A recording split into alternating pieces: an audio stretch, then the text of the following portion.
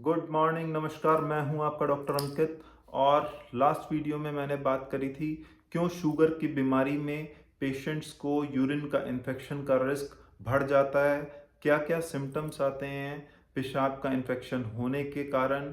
और इस वीडियो में हमें बात करनी है किस तरह से पेशाब के इन्फेक्शन से बचा जा सकता है, क्या क्या खतरनाक कॉम्प्लिकेशंस हो सकते हैं पेशाब के इन्फेक्शन के, और क्या क्या जांचें करानी जरूरी हैं हमें पेशाब के इन्फेक्शन अगर शुगर के मरीजों को होता है। तो पहले बात कर लेते हैं क्या खतरनाक कॉम्प्लिकेशंस हैं। तो दो कॉम्प्लिकेशन जो बहुत ही खतरनाक हैं। सबसे पहला कॉम्प्लिकेशन है जिसको हम कहते हैं पाइलोनेफ्राइटिस। मतलब पेशाब का इन्फेक्शन अगर नीचे से हमारे ब्लैडर से रास्ते से ऊपर आ जाए, किडनी तक आ जाए, गुर्दे तक आ जाए, तो किडनी में पस बन जाती है जिसको हम कहते हैं पाइलोनेफ्राइटिस। और उस बस बनने से, पाइलोनेफ्राइटिस होने से किडनी फेलियर होने के चांसेस बढ़ जाते हैं। इनिशियल स्टेजेस में पहली बात तो अगर आपने ठीक से ट्रीटमेंट ले लिया तो आप एक्यूट पाइलोनेफ्राइटिस को ट्रीट कर सकते हैं, लेकिन उसमें भी अगर डिले कर दिया तो पेशेंट किडनी फेलियर में चला जाता है। और किडनी फेलियर एक बहुत खतरनाक चीज़ है, जानलेवा हो सकती है, पेशेंट फंस जाते हैं अगर किडनी फेलियर हो जाती है। और दूसरे कॉम्प्लिकेशन की अगर हम बात करें तो सेकंड कॉम्प्लिकेशन होता है ये इन्फेक्शन जब हमारा पेशाब का ब्लड में फैलने लगता है, किडनी इन्वॉल्व होती है, उसके बाद हो सकता है ब्लड में फैलने लग जाए, हो सकता है पहले ही ब्लड में फैलने लग जाए, जिसके कारण से टीएलसी बहुत हाई हो जाता है, जिसको हम कहते हैं सेप्सिस। सेप्टिसिमिक शॉक में पेशेंट जा सकता है, बीपी लो हो सकता है, जानलेवा हो सकता है फिर से। तो दो बहुत ही खतरनाक कॉम्प्लिकेशन है पेशाब के इन्फेक्शंस में, स्पेशली डायबिटिक्स में। पहला पाइलोनेफ्राइटिस मतलब किडनी भी फेल हो सकती है, गुर्दे खराब हो सकते हैं। दूसरा इन्फेक्शन सेप्सिस, जिसको हम कहते हैं खून में इन्फेक्शन फैल जाना, ब्लड में इन्फेक्शन फैल जाना, और वो इन्फेक्शन एक खतरनाक रूप ले लेता है। तो अब करना क्या है, क्या बेसिक जांचें करानी जरूरी हैं शुगर के मरीजों को। शुगर के मरीजों में पेशाब की जांच रेगुलर बेसिस में कराते रहने चाहिए। कितने समय में करानी होती है ऐसा कोई स्ट्रिक्ट क्राइटेरिया नहीं है। अगर आप अफोर्ड कर सकते हैं तो आप, अगर आप प्रोन भी हैं, आप फीमेल हैं, तो आप 1 महीने पे भी करा सकते हैं, आप 3-3 महीने पे भी करा सकते हैं अगर नॉर्मल चल रहे हैं। अगर आपको रिकरेंट इन्फेक्शन होता है तो आप 1-1.5 महीने में, मैं कहूँगा कि एक बार यूरिन रूटीन माइक्रोस्कोपी करा के, बहुत बेसिक सी सस्ती सी जांच है, करा के देख लीजिए कि अगर कोई यूरिन इन्फेक्शन है तो वो पकड़ में जल्दी आ जाए।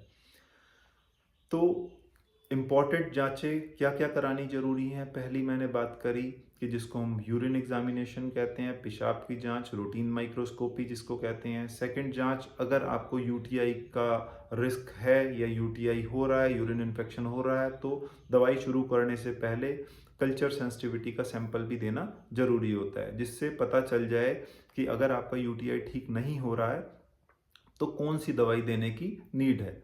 इसके अलावा अगर जांच कराने की नीड है तो एक किडनी फंक्शन टेस्ट जिसको हम क्रेटनिन यूरिया भी कहते हैं, ये सब खून की जांचों में हो जाती है, पेशाब और खून से ही हो जाता है। और एक सीबीसी जिसको हम कंप्लीट ब्लड सेल काउंट कहते हैं, कि कहीं ऐसा तो नहीं है कि टीएलसी बहुत ज़्यादा बढ़ गया है, खून में इन्फेक्शन बन चुका है ऑलरेडी।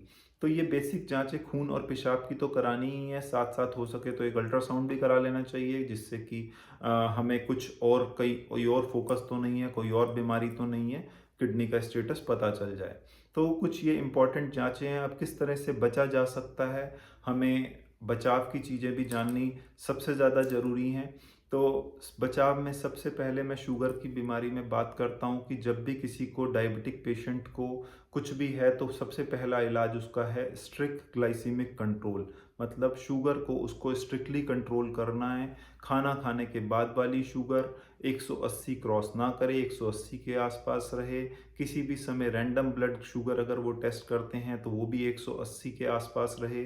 खाली पेट वाली शुगर 130 से नीचे रहे। तो इसको हम कहते हैं कि उन्होंने स्ट्रिक्ट ग्लाइसीमिक कंट्रोल किया हुआ है, स्ट्रिक्ट शुगर कंट्रोल की हुई है। उसके बाद अगर सेकंड चीज़ की बात करें, पेशाब का इन्फेक्शन अगर हो रहा है तो आपको हाइड्रेशन अच्छा मेंटेन करके रखना है। मतलब आपको फ्लूइड, मतलब तरल पदार्थ ज़्यादा लेने हैं, पानी ज़्यादा से ज़्यादा पीने की कोशिश करनी है। होता क्या है, जब पानी ज़्यादा पीते हैं, जब फ्लूइड ज़्यादा पीते हैं तो पेशाब ज़्यादा आता है। पेशाब ज़्यादा आएगा तो बैक्टीरिया, जो भी कीटाणु होंगे हमारे, वो क्लियर होंगे। पेशाब ज़्यादा आने से वॉशिंग हो जाएगी, धुलाई हो जाएगी।